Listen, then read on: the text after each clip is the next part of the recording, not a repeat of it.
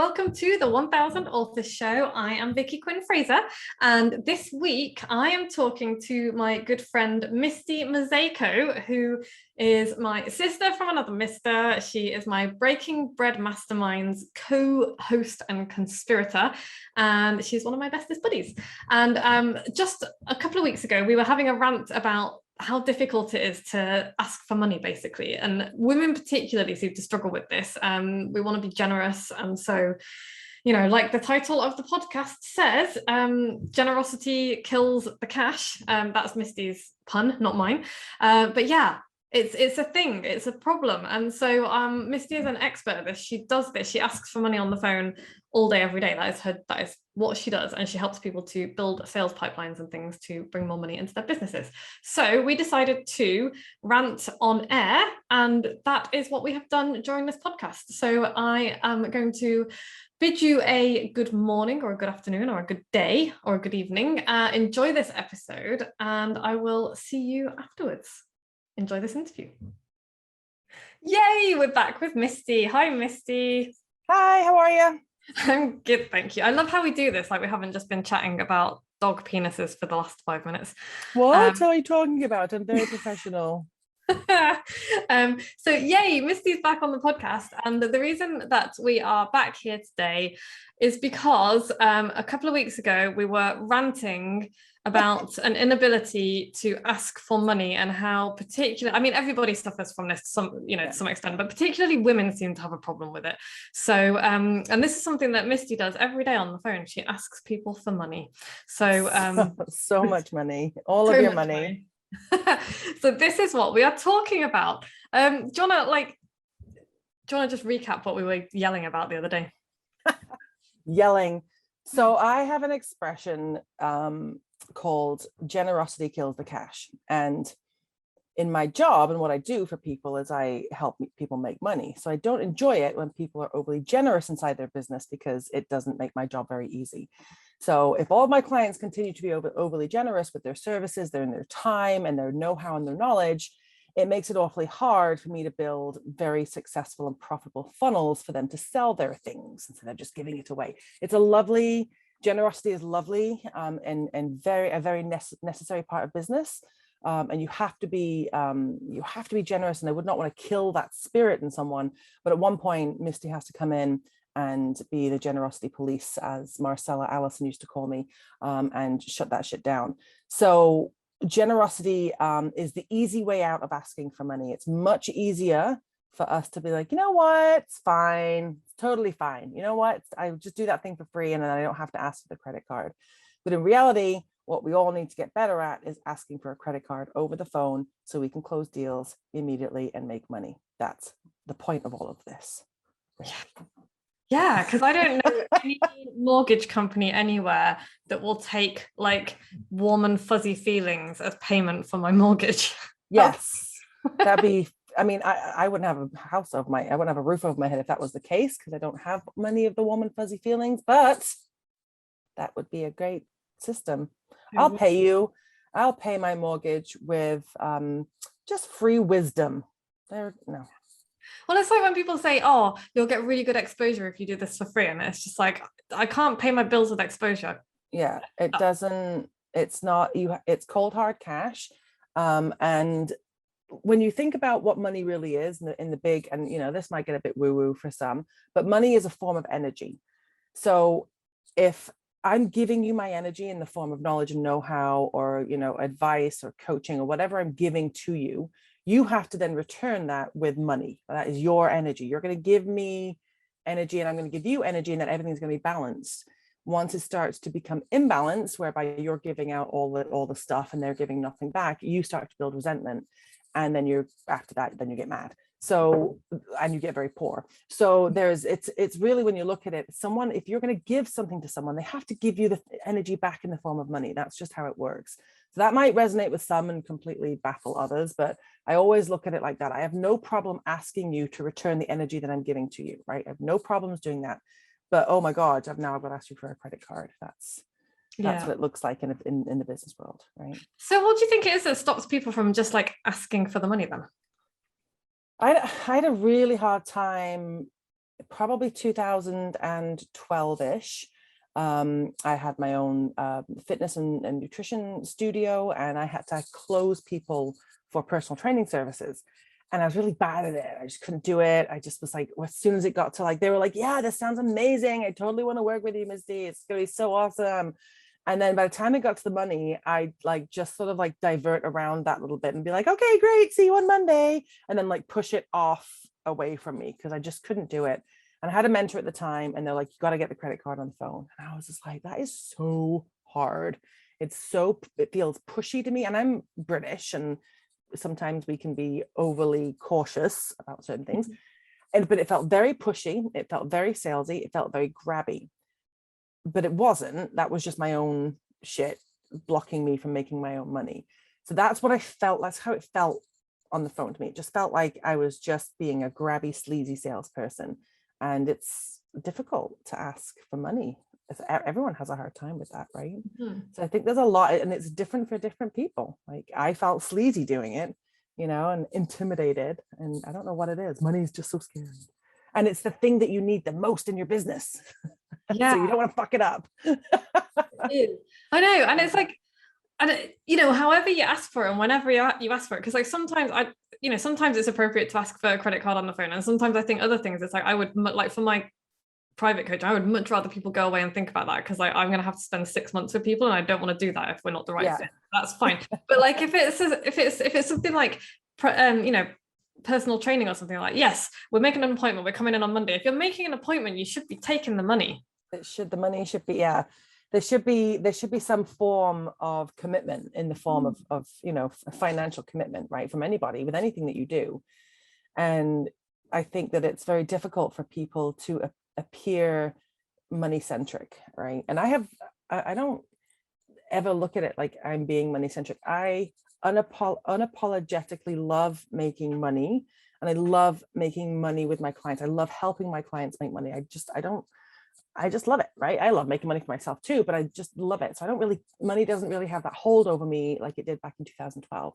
I've kind of been able to tame that beast a little bit. So what do you think's changed between now and then? The realization that if they don't pay me, I can't help them.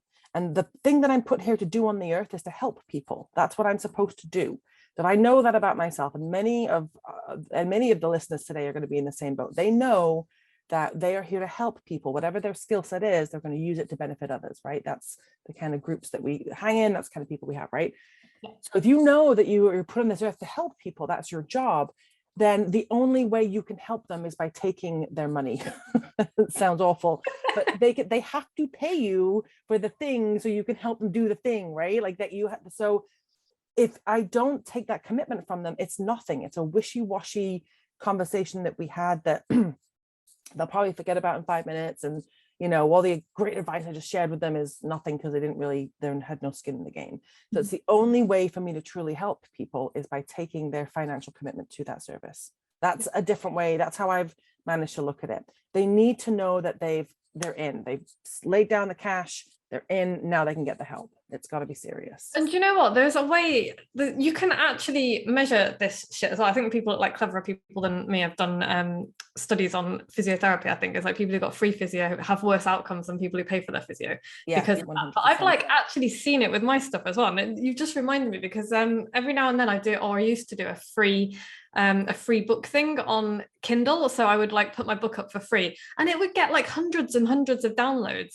But you can tell by looking at the back end of Amazon KDP how many pages have been read, and like a really small number. And so like there's always a very tiny proportion of people who will use what they get for free, of course, but most people won't. And so they've got this book for free that would help them to write a book, and they've not read it because it was free. So it's just sitting there on their Kindles. And that for me is like tangible, visible proof of, if you give people free, they don't value it as highly. I find this as well with gifting services. So I work with Lisa Rangel from Chameleon Resumes, and sometimes very nice people will call in and say, look, I know this person, they are incredible, but they really need a resume. They really need someone to write their resume up for them, and they really need help with their job search because they're such gifted people, but their resume sucks. So I'm going to buy them a resume, and I'm going to gift it to them. So, and that's such a lovely thought to give someone that, because what an incredible, kind, forward-thinking gift to give someone. But writing a resume and doing a job search is not just, it's not like buying a pair of socks. Like, the other person has to be invested. There's time, there's, energy, right? There's all the things. And if they didn't purchase that service, it's very unlikely that they're going to be chomping at the bit to get this done. They're going to think, oh, okay, cool, it was free, I'll get to it someday. Oh yeah, that was a nice idea, but I'm probably not going to do it. It's not on their own volition. They don't have any investment in this. They didn't get their, they haven't reached the bottom of the barrel yet. They didn't get their ass kicked by something. Like, there's been nothing to spur them. They've just been gifted it, and then oftentimes it doesn't really work out for them. So you got to be super careful gifting people stuff as well, right? Gifting services, because they're not sometimes invested. That's a really good point. I hadn't really given that much thought before, but yeah, it's like you say, it's a really nice idea for people to go, oh, I'm going to gift you this because I think you need it. I think what would be a better way to gift services to people would be if you see somebody who's like, I really want this so badly, I can't afford it, I'm going to like put it on my credit card. And that's a good place to step in and say, you know what, I'm going to gift this to you because I don't want you to go to get it, because they're already kind of committed to it. But if you're going to randomly say, I think this person needs this, then you're right, they don't have they don't know that they've got that problem yet. They're not going to have that investment in it. So so you got to be careful with how you gift things. Gifting strategically. Strategic gifting. If anybody is wondering, then vegan chocolate is always a good one for me. Thanks. Cool. So let's talk a bit then about how you ask for money on the phone. Okay, so in my day-to-day life, I typically will run anywhere from 3 to sometimes 7 sales calls per day. Excuse me. My sales calls are to sell high-ish ticket items, typically the average sale being around $5,000. So we've got products higher than that. I've got products lower than that. I don't get on the sales call for anything less than $1,000. So, on average, it's about $5,000. That's the goal, right? To get the person to spend $5,000. And I got to do this multiple times a day, right? So not being a pit bull about sales, like I'm not one of these, hardcore closers. I'm not one of these people that just live for the sale. Like, that's not who I am. And I had to go through sales training, very painful and very humbling sales training. And it was awful. And I wanted to kick everyone around me and make it and have a temper tantrum because I just didn't like it. And I had to, ultimately, the sales training was very beneficial for me, but ultimately I had to find my own way to ask, because I can't just say, right, let's get your credit card out then, let me take all your money and then we'll get going. So one of the ways you can do this is by inserting humor into the actual sales bit, right? So as you've gone through your shtick, you've told them why it's awesome. They're going to take this $5,000 package. And ultimately they'll say something like, so what's next? At this point, I can say, if it's appropriate with the client, I can say something like, well, it's very easy. I just take all of your money and then then we're off to the races. And then that kind of diffuses, that sort of like, situation. So right at the point where you're going to ask for it, you can insert some kind of humor just to kind of ground the situation again. So I say, again, what I say is, well, it's easy. It's very easy. I just take all of your money and then we're off to the races. And then they go, oh. And then I take their money. So then I take all of their money. So it's true, but I just do it in a funny way. Or I say, and my colleague Krista, who I work with, we do actually work in the same room sometimes. She's probably heard this line about, I don't know, 1 million times, because she's listening to these sales calls as she's working away.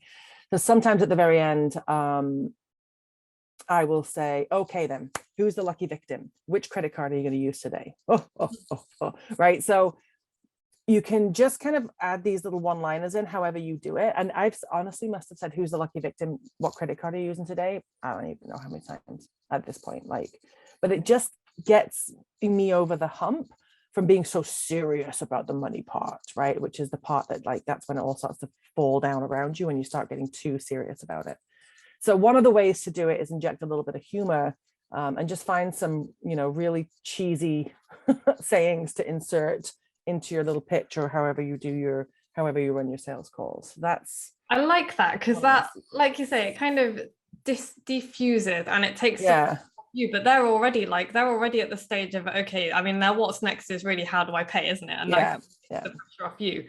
And I guess as well, it's gets better with practice, right? You're probably really awkward the first few times you did it.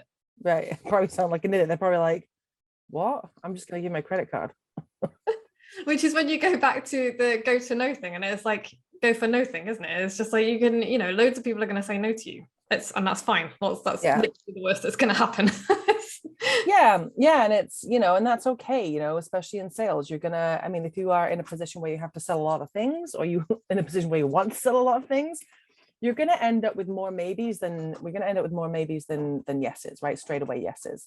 A lot of times, I mean, and you don't want it this way, but if you're not a sales pit bull like me, and you don't enjoy, hammering people with all of the pain and all the suffering and all the horrible things that are going to happen if they don't buy right now, if that's not your jam, then you're going to end up with maybes. And then you better figure out a damn good follow-up series to help push them off the fence, right? Because I'm not one of those people that's going to be on the phone and start, if you don't do this, then, your life's going to fall apart and it's going to be horrible. Like, that's just not how I can.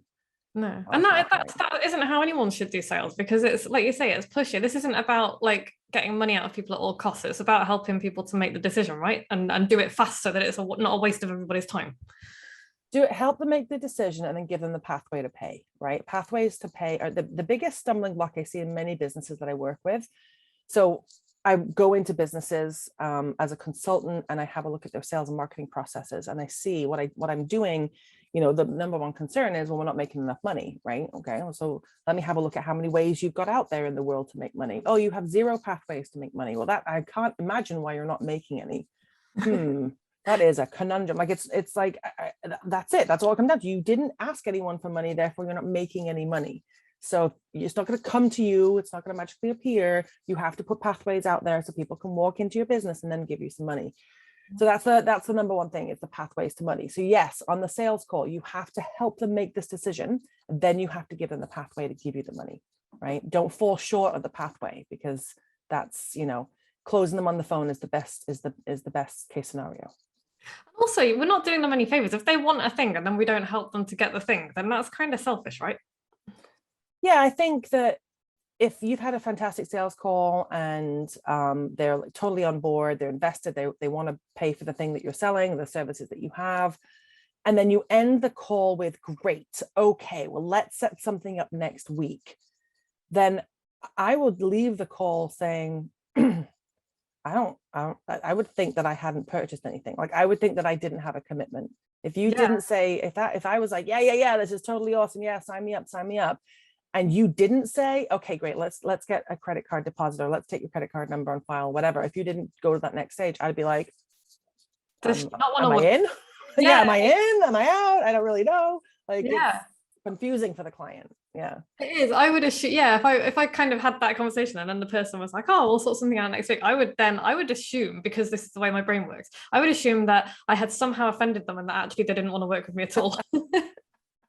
Yeah, they were just trying to be polite to get you off the phone. Yeah, exactly. Ooh, yeah, no, we'll sort of, I'll call you, don't call me. Yeah. And it's like, I suppose the other way, because here's the thing. So what is a way for people to do it, if, like, because I don't have facility to take people's credit card numbers over the phone. I don't want people's credit card numbers, like, so I use online, Stripe and PayPal and that kind of thing. I do not want somebody's credit card number. So how would you do it in that instance? So if you are not going to take credit cards over the phone, which I would highly recommend that you do, but if you're going to not do this thing that I'm advising everyone to do, then you got a couple of options, really. Like, it really depends on how your stuff's set up in the back. Many people will have a sales page, right? So if I'm doing the sales call and it's all good, what I would do is then say, okay, great, I'm going to send you the sales page, and then the payment information on the sales page. So if you have a landing page opt-in, or if you have some sort of payment gateway on a website, or some ClickFunnels or lead pages or something, you would shoot them the link, right? And then follow up with them in a consistent fashion. So I'm typically sending the stuff. If they don't buy on the phone, I'm sending them a recap email. Here's what we talked about. Here are the deliverables. Here's the link to the landing page, right? So if it's a maybe on the phone, sending them their shit. Then I'll follow up a day later. Hey, did you get that email? Then I'll follow up a couple of days. Then I'll keep on following up with them for about 21 days. And at that point, I lose the deal and I move on to something else. Now, just for everyone's knowledge, I'm using Pipedrive as my sales call basically capture system, right? So all of my sales calls go into Pipedrive and it connected to my email, and then I can see which deals I've won, which deals I've lost, and it kind of pings you to remind you. Yeah, you can set up, I mean, I don't use it to this extent, but it's got all sorts of functions. You can set up sales calls, you can set up all sorts of stuff, and it'll tell you how long the deal's been there, how long it's been rotting for. It's a cool system, especially for the disorganized like me. I need something to be very clear as to where I'm at. So anyway, so I'm using Pipedrive in the background. So you do your sales call, you would, you get this maybe, oh, it sounds really great. Let me think about it. Oh, it sounds really great. Let me talk to my husband. Oh, it sounds really great. I just have to process. I just have to digest, like, or whatever, right? Okay, cool. Then I'd send the recap email, which is a canned email, right? Just I don't write it every time.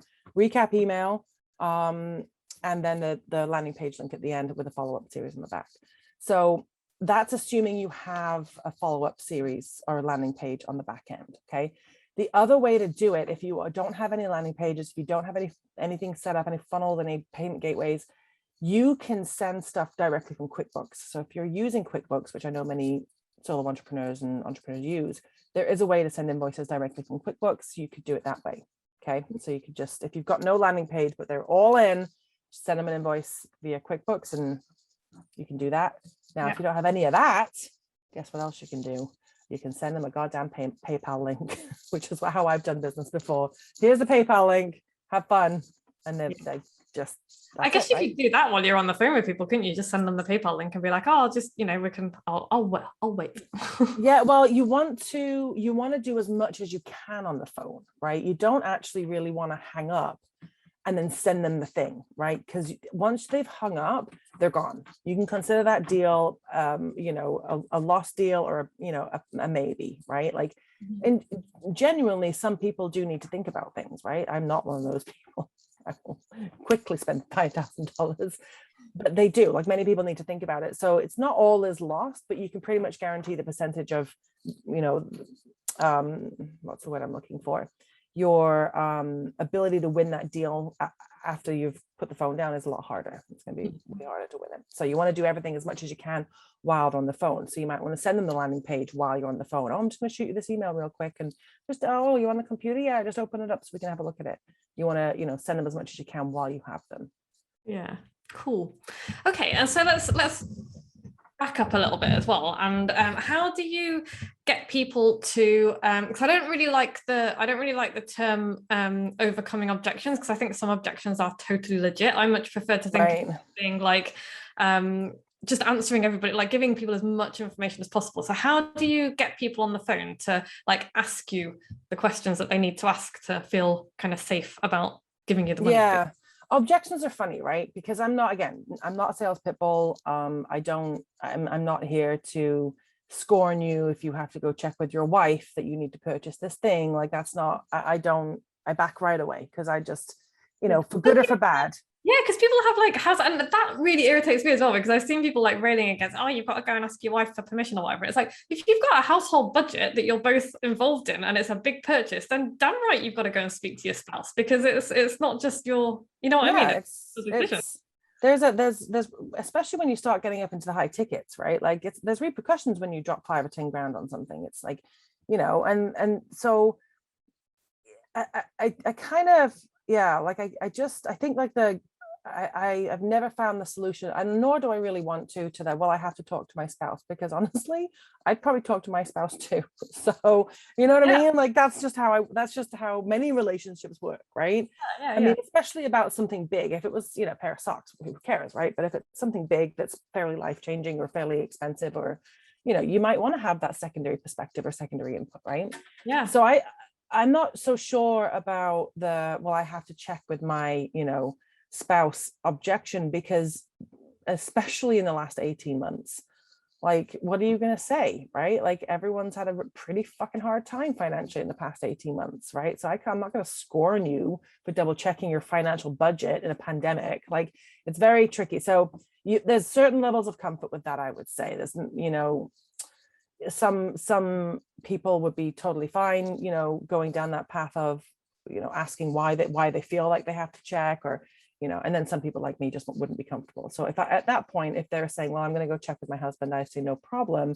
And then I say, just let them know, right? So just let them know these 3 things. And then I send them the recap email. So I kind of give them 3 things they can take to their spouse to direct the conversation. So it's not like they're just like puking, trying to regurgitate all the stuff that I just told them in a 4 to 5 minute sales call. So I just give them a recap, and then I give them the email so they can compare. Yeah. So objections, you'll always reach objections. There's all the sales gurus say, well, if you have a perfect sales call, you'll never have an objection, which is bullshit. I don't. True. I'm not Zig Ziglar. Like, I'm not like that's. It's always going to happen, right? So the majority of people that I work with, objections are always going to happen. But I think the most important thing is to remember that your job is to speak for 20% and let them speak for 80%.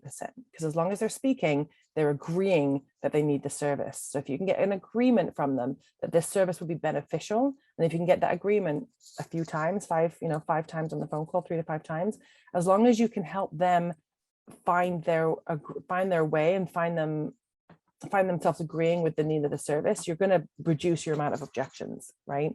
So a lot of it starts out, you know, why did you book this call today? Like, what do you want to talk today? What's been going on? Tell me the bigger picture.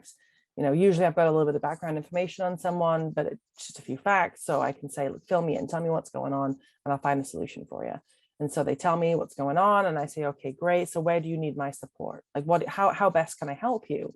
And they'll say, well, you know, I need this and I need that. And I said, I need that. And I'm like, okay, great. Would you think you also need these other things? Or no, you might not need those. Oh yeah, I need those other things as well. Yeah, that sounds like something I could really do with. Okay, perfect. Well, it sounds like the perfect package for you is going to be, you know, B package. And B package comes with, it's our most popular package that we have. And it sounds like it's a really good fit for you. And then they do their, you know, the thing about what the deliverables are and what they're going to get. And do you think that would be helpful? Yes, I think that would be helpful, you know, all that kind of stuff. And at the end of that, you know, you've had them agree that the service that you offer is really quite good. They've had a chance to vent. They've had a chance to explain their unique story. They've had, which oftentimes is not very unique to me or to you, but to them it is very unique. They've had a chance to have someone listen to them, and then they've had a chance to see a solution. So, you know, hopefully by the end of that, you've got to the end of your deliverables bit and you're like, okay, this is all the shit that you get in package B. The transition that I use a lot is, so what do you want to do next? Do you want me to get going and process the card so we can move forward? Or do you feel like you need a bit of time to think about this? And I use that transition a lot with people who I feel are like, like I can feel like I'm not quite getting the like total commitment with them.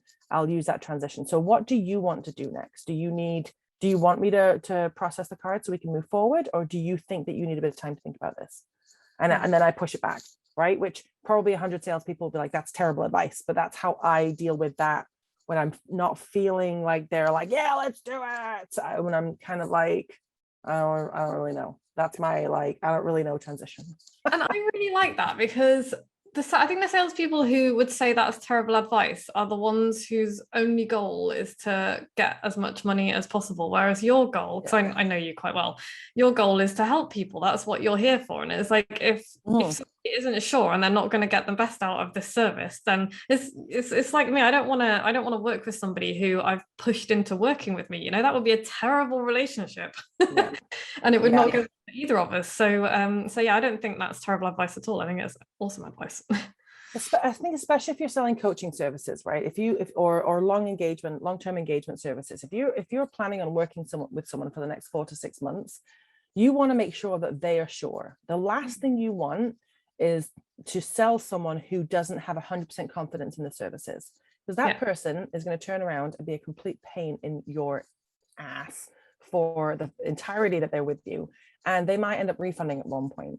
So you just have to be sure that if there's any sort of like red flags or anything, or you're just sort of not feeling it, You just got to be, let them be super short, because if they're not, they're going to come back, and then they're going to come back in an administrative way, and it's going to piss you off.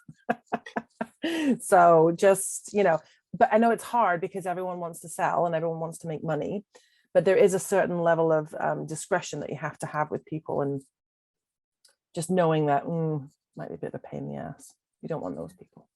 Yeah, and just like, and maybe being honest with yourself as well. It's like I've worked with people who are like, you know what, I am not going to be the best person to help you with this because I don't have, this amount of, whatever interest in whatever, or people have come to me like, I want to write a fiction book and I want you to help me, and I'm like, I'm not the best person to help you do that.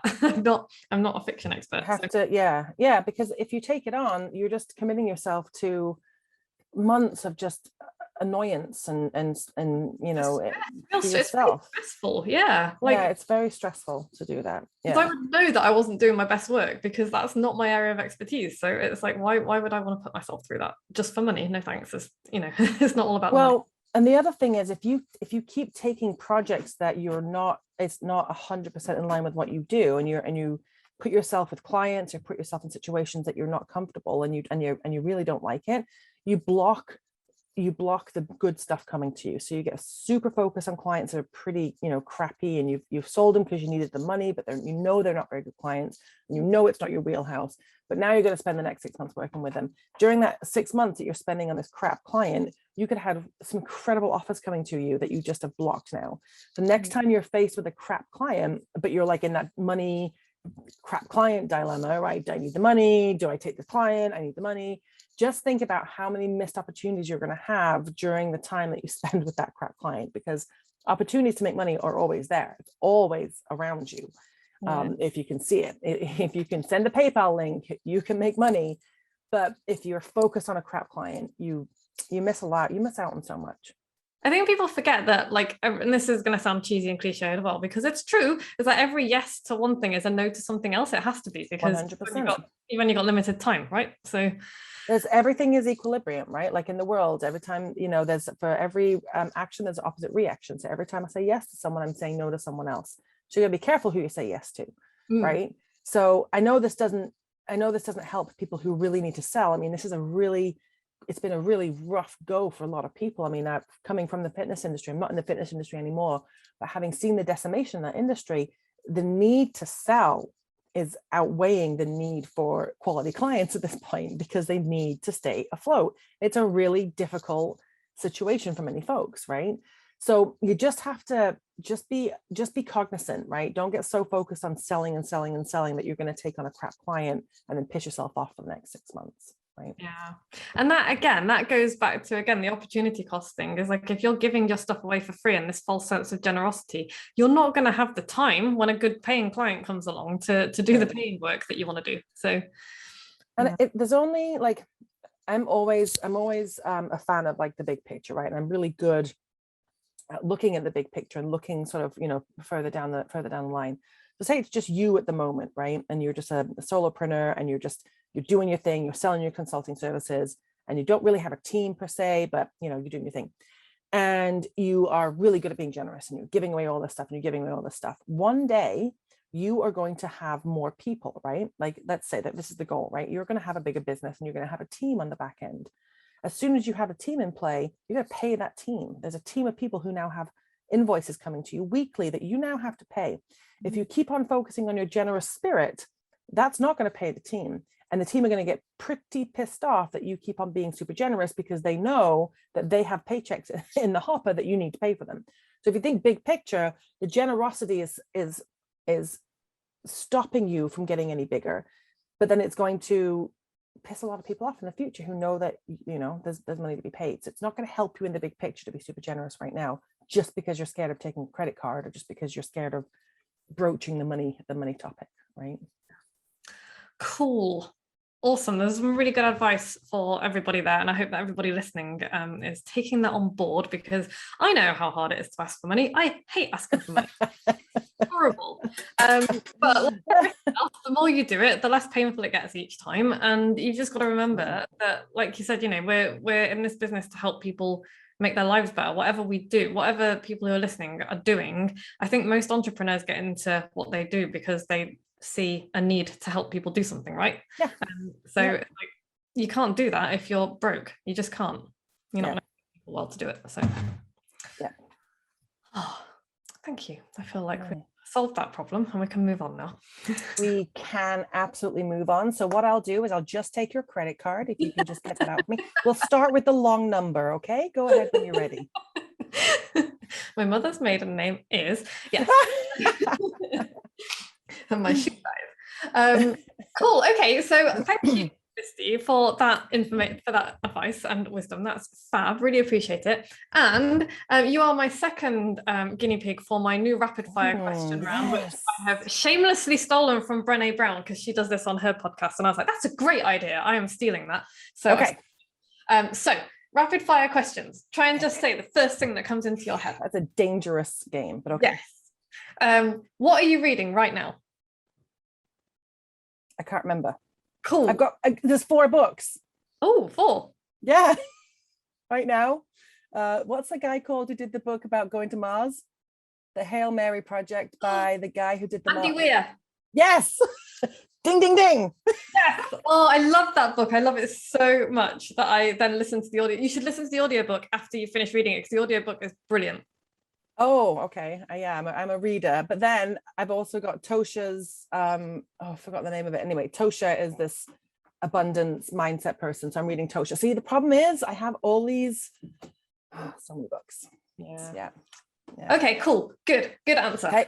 What is a favorite book of yours? Not your favorite, because that if you're like me, that changes with your mood. But what is a book that stuck with you? The Go-Giver by Bob Berg is a book that's always stuck with me. It's something when Vicky and I do events, or I just want to recommend a book to a business owner. That's probably one of the first books. And then the second book is Papillon. And I can't pronounce his last name. I think it's Henry Scherer or something like that. It's French. But this is a true story about a guy who gets put in the penal systems and how he escapes, and all of his escapes, and how he escapes all of these places. And it's just like his resilience, and he's just so good. So it's a really good book. Oh, awesome. Thank you for that. This is basically my way of extracting book. Yeah. Okay. And what's a favorite film of yours? A film that you've enjoyed? A favorite film of mine? There's many. There's many. It depends on why I've enjoyed it. I think one of the best series that I've watched, this is really stupid. It's called Insidious. If you like horror movies that scare the shit out of you and full of jump scares, the Insidious, I think it's a trilogy or like 4 movies or something. They're all really good. Like, they don't get shittier as they go, like most series do. They're all really good. So if you like scary movies, Insidious. Cool. Okay, thank you. The last thing you binge watched? Oh, I'm doing it right now. It's Grey's Anatomy again. Easy. Okay, I've never seen it. Is it good? Should I watch it? Yes. I've watched it twice. I watched it. There's 17 seasons. What else do you need in life? 17 seasons. Oh my god. We're currently binge watching every episode of Star Trek ever made, so I'm gonna have to get on Grey's Anatomy. But 17 seasons, and it's like brain candy. You don't need to do anything. You just have to watch, and you just it's great. That's daunting though. The idea of 17 seasons, I actually find that a little bit frightening. No, think of them as new friends. You have whole new friends for 17 seasons. I mean, that does appeal to me, actually. Yeah. Okay. Your favorite place? My favorite place is definitely on a Canadian lake somewhere. It doesn't matter really where, but basically just somewhere where there's a big lake in front of me and lots of pine trees and lake noises. Nice. I love that. I need to come and visit you in the summer so that we can actually go on a lake instead of walking on a lake. Yeah. Yes. Okay, here's one. What does having power mean to you? Having power means to me that having power means in your life, you are the master of your own destiny. So if you have power, you get to design the kind of lifestyle that you want, right? So that's being powerful is not bossing people around. Being powerful is designing the best life ever. That's what I think power means. Nice, I like it. What are you grateful for right now? What am I grateful for? I have like the best life. Sounds so fucking braggy. But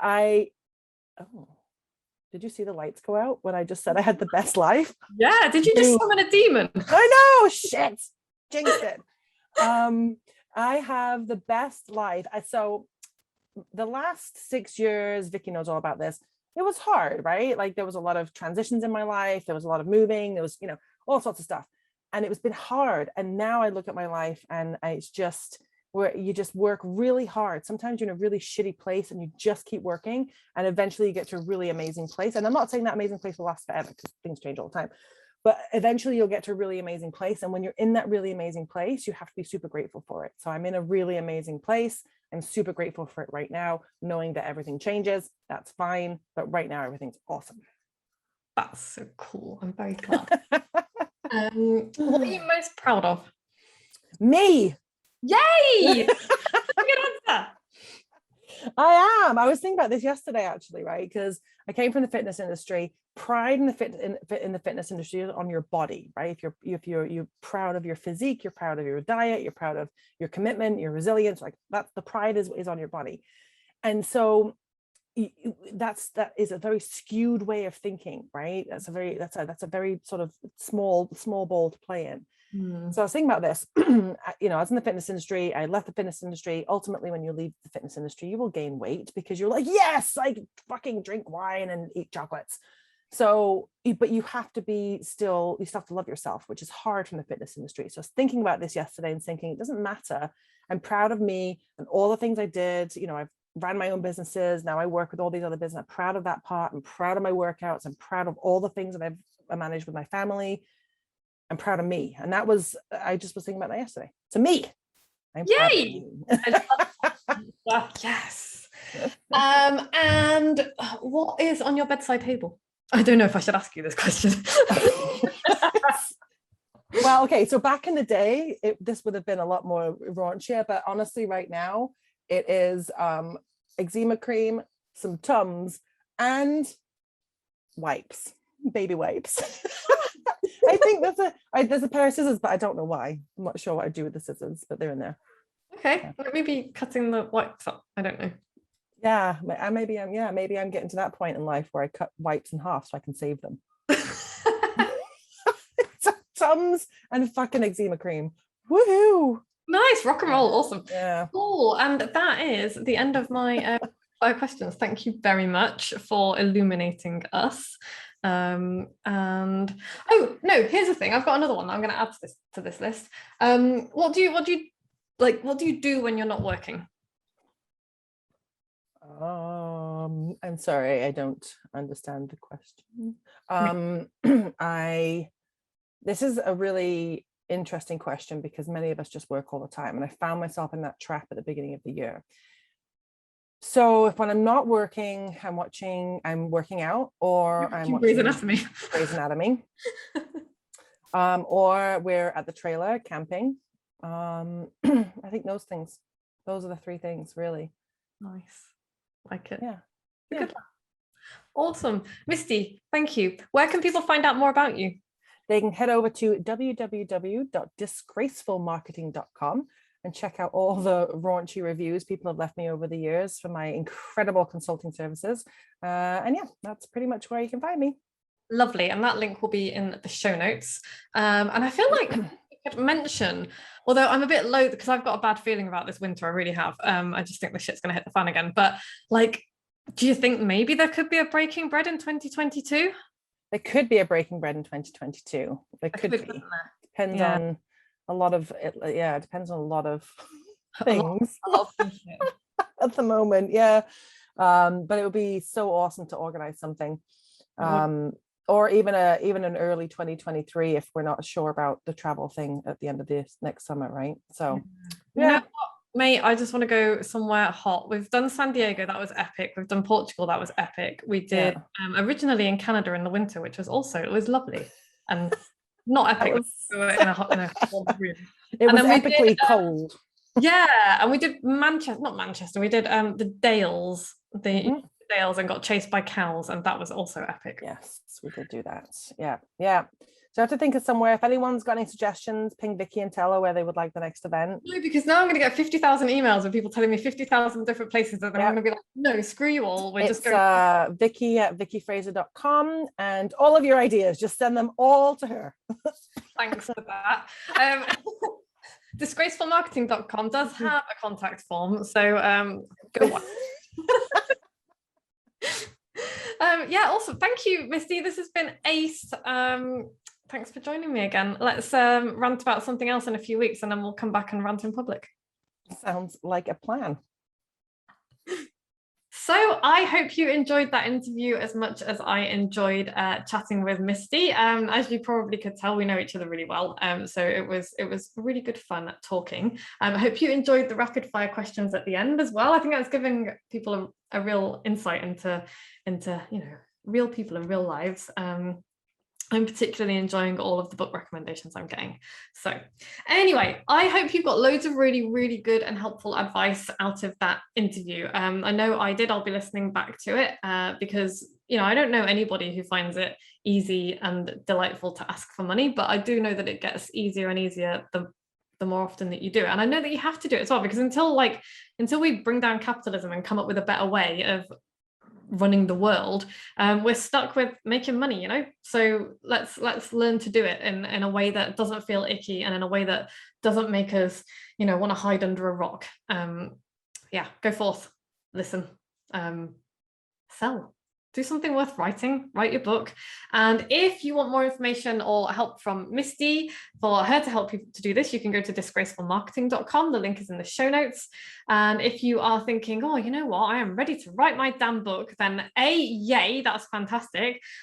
B, you can go to grab a copy of my book, which will help you get started at moxybooks.co.uk/buy the book, or you can drop me an email about my coaching. I've got group coaching starting in a month or so, and I have a couple of slots open for private client coaching as well. If you would like to work with me one-on-one to write your book, drop me an email, vicky@moxybooks.co.uk, and we will set a time to chat. Thanks so much for listening. I really appreciate you spending this time with me on a Saturday morning, or whenever you're listening to this. I really appreciate it. And thanks to Podfly for doing a great job producing and putting this episode out. And thank you to Harriet for basically organizing my life and making sure that everything goes where and when it's supposed to go.